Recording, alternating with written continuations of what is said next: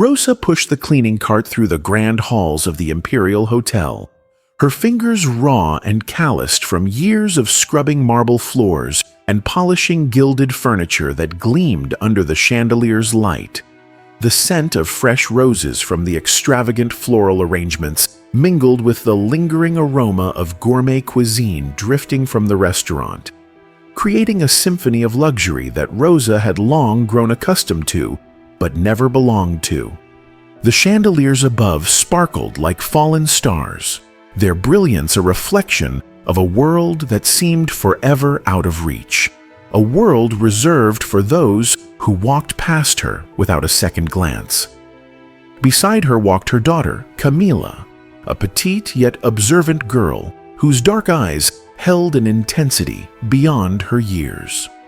Unlike the wealthy guests who glided through these halls, wrapped in silk and conversation, Camila did not marvel at the golden trimmings, the marble statues, or the crystal chandeliers. Her gaze was drawn to one thing only: the magnificent black grand piano that stood proudly in the restaurant's main hall. Its polished surface reflected the soft candlelight, making it appear like a deep, endless lake, mysterious and inviting. Every evening while Rosa worked tirelessly, Camila lingered at the restaurant's entrance, watching in silent awe as one pianist after another took their turn at the instrument. Their fingers glided effortlessly over the ivory keys, conjuring melodies so powerful that they seemed to weave stories in the air, tales of love, loss, hope, and longing. Each note resonated within her, awakening something she couldn't quite understand, something beyond words.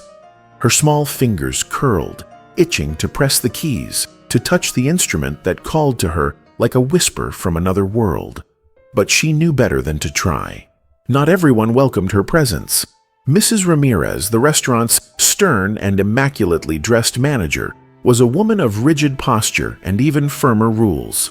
She carried herself with an air of cold authority, her dark eyes scanning the restaurant with an expression that could freeze an entire room.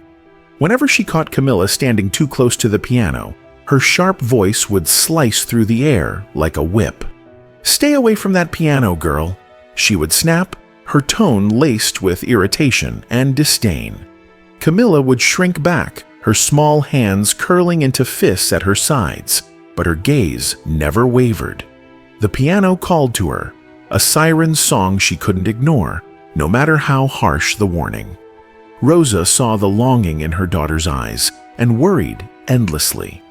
She had worked too hard, sacrificed too much to secure this job, their only means of survival. The world was unforgiving to those who overstepped boundaries, and she couldn't afford the consequences if Camila defied the rules. One evening, as the restaurant emptied and silence draped over the grand hall like a velvet curtain, Camila found herself standing before the piano once more. The golden glow of the chandeliers cast long, flickering shadows, making the instrument seem almost otherworldly. Her breath hitched as she reached out, her fingers hovering just above the keys, trembling with anticipation. It felt as if something deep within her was stirring, an irresistible force urging her forward. That night, as she lay in bed beside her mother in their small, windowless quarters, the image of the piano burned in her mind. She dreamt of playing, of her fingers dancing effortlessly over the keys, producing music so beautiful it brought tears to the eyes of those who listened. She saw the faces of the guests, not filled with indifference, but awe. When she awoke, the desire had only intensified. Days passed, and the longing within her grew unbearable.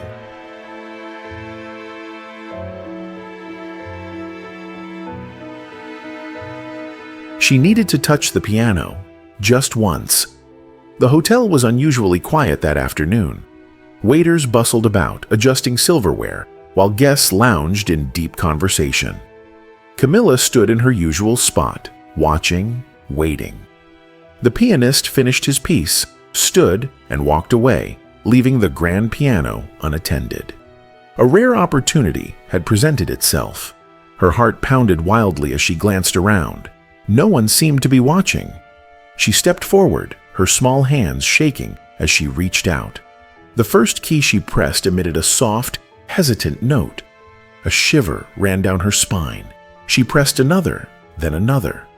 The sound was fragmented, uncertain, yet there was something in it.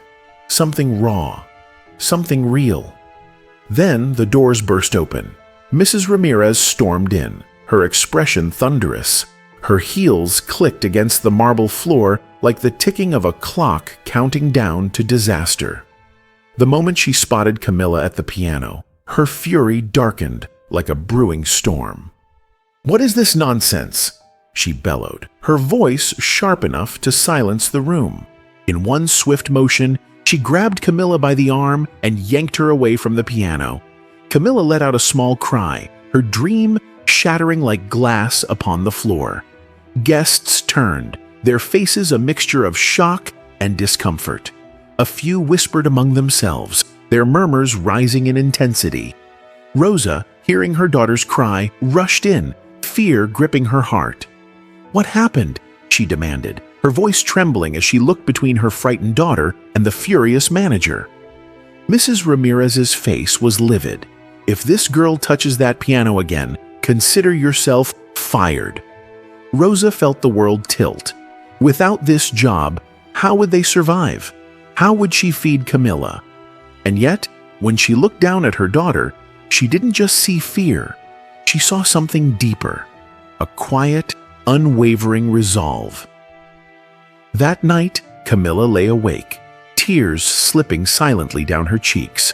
She wasn't crying for herself. She was crying for the music trapped inside her, with no way out. And then, fate intervened. The following evening, the hotel hosted a grand event, filling the restaurant with important guests.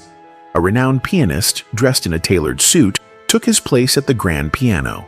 His fingers moved effortlessly, conjuring melodies that held the room captive. Camilla watched, entranced.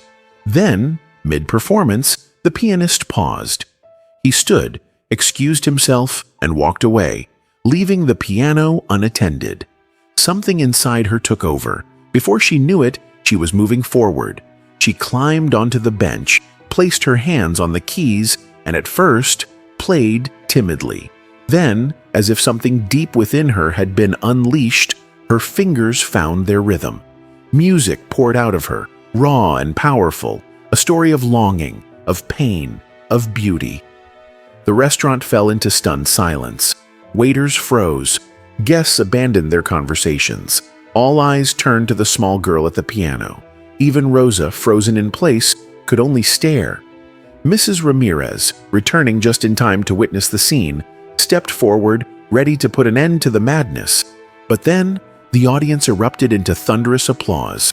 Among them was an elderly man, his eyes shining.